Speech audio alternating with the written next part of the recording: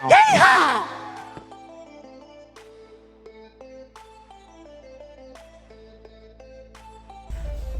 UFC 456. Let's get into it.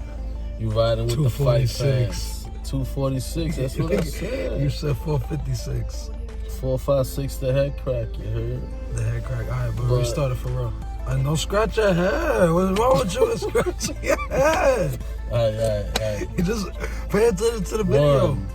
1, 2, 3. Action. Ladies and gentlemen, you're riding with fight fans. At it again, we're going to be talking about UFC 246. 246, the head crack. We're going to get right into it. You got the main event, of course, the anticipated return of Conor McGregor. The Leprechaun has returned. He's back. And he's going up against the Cowboy, Cerrone. Knockout artist, has the most victories in UFC history. A true legend. Wow. But definitely at the end of the road. This is probably going to be one of his last fights, if not the last fight, especially since he's not the favorite to win the fight. But of course, very interesting matchup. And I also like the co-main event. The co-main event got, old veteran, former world champion Anthony Pettis against Diego. Carlos Diego Ferreira. Who is basically on a winning streak. Good fighter. But a victory over Pettis solidifies his career. It's going to definitely take him to a new level. So this is an important fight for both guys because Anthony Pettis, if he loses again, it's probably going to be the end of it. So he needs a victory. And then for Diego, he wants to get into the upper ladder of the division because, of course, there's a lot of big fights. Lee, you got Khabib, you got McGregor, you got so many names at 155 that he definitely wants a piece of the action. And if he can beat, Showtime Pettis, that's gonna light him up for new opportunities. That's gonna be a tough fight, and that's clear. Being the fact that Pettis has been fighting at 170 pounds, and he got hit really hard in his last fight. So he needs to cut to 155 now, which is an additional 15 pounds. That's not an easy feat. That's definitely not an easy feat for anyone. So you have a fighter who, in his biggest fights, and I'm referring to Carlos Diego Ferreira, in his two biggest fights versus Barrio Dariush and Dustin Poirier, he came up short in both of those fights. So this is his biggest fight to date, and I think in name recognition, especially if you consider where Poirier was at his time of his career at that point. So this is going to be a very interesting fight. I'm obviously going to lean with Pettis because I do believe his stand-up is more refined. His jiu-jitsu is very high level, so Diego Ferreira's jiu-jitsu might not have the advantage that he typically has. His jiu-jitsu is very good, but Anthony Pettis is an extremely sharp jiu-jitsu practitioner. And then you couple that with Pettis' championship pedigree, his knockout strikes, his exciting style. I'm definitely going for Anthony Pettis as a fan, and I believe he should turn it up. He should turn out the victory. Yeah, I agree with you. I'm also going for Showtime Pettis.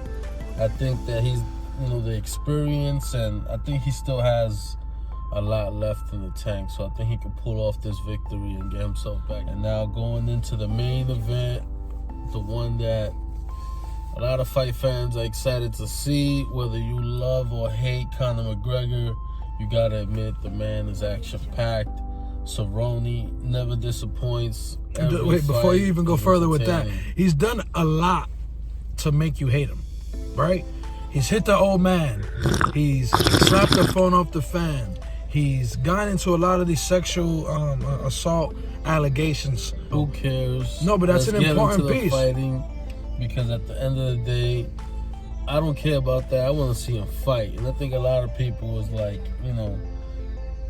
Of course, you want the law to be handled, and if he's guilty, then he has to do his time. But as a fight fan, I want to see the man fight. I think it's going to be a good fight. I'm going to go with McGregor. I think he has all the natural ability, all the tools to come out on top in this particular fight.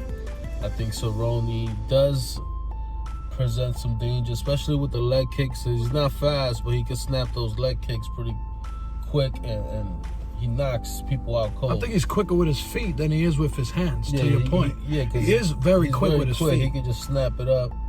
And, McGregor does have to watch out for some things. He's Cerrone's a crafty veteran. What do you think about Conor McGregor's pressure nullifying those leg kicks? Because then he's going to have to kick off the back foot, and that's not very easy to do. And there's not many fighters who even attempt leg kicks off the back foot. So that might be something to consider. But you're right. Cerrone has great leg kicks. He has good hands too.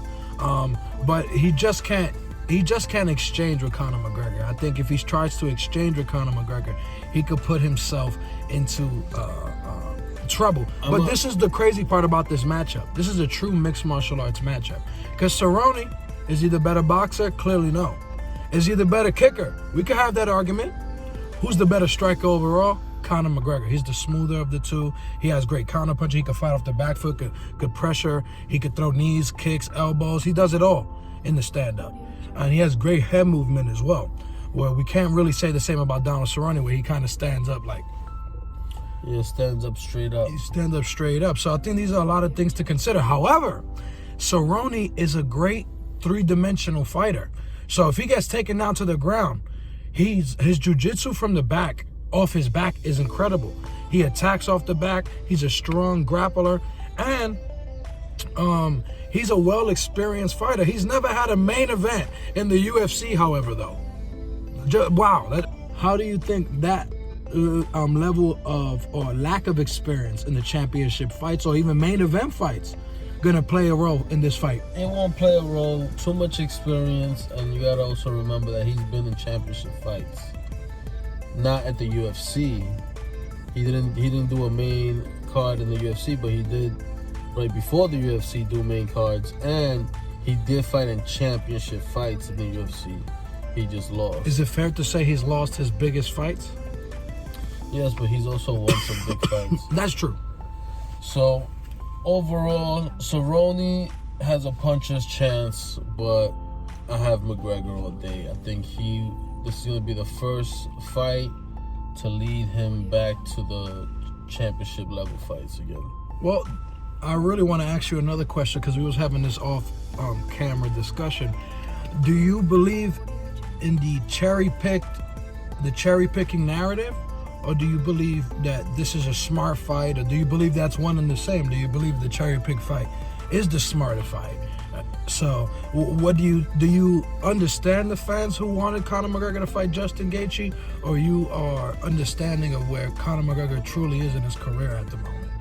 You gotta protect your commodities, and I think UFC, they have a lot of commodities because of McGregor. So you got to protect that commodity, bring him back the right way. Don't just throw him to the lions.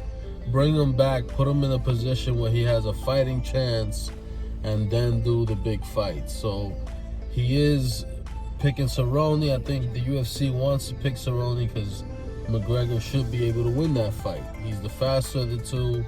He's the sharper of the two. He should be the fresher of the two. He's definitely the fresher of the two. He hasn't been banged up as much as Cerrone. And Cerrone is a live dog, but he doesn't present that much danger to McGregor's comeback. Because no matter what, you got to put him with somebody else. And the UFC doesn't have bums. The context of this conversation. He's too big of a star, so I think Cerrone is the perfect name to help market this fight and also launch his career, because if he wins impressively, he has a win over another UFC legend. So, and that's a great name to have in your resume. All the great champions at 155 and even now at 170 have beat Cerrone. It does not put him in position to fight for the championship, in my opinion. I think he needs another fight after, maybe Gaethje, maybe, you know, the loser of the Khabib and Tony fight. And if he could beat that fight, then give him a title shot. But, you know, everything within time. Or even Lee is a good option after this. But don't just put him straight to Khabib. Hey, Lee is a good matchup to get you ready for a Khabib. He is a strong wrestler. So, hey, I like that idea.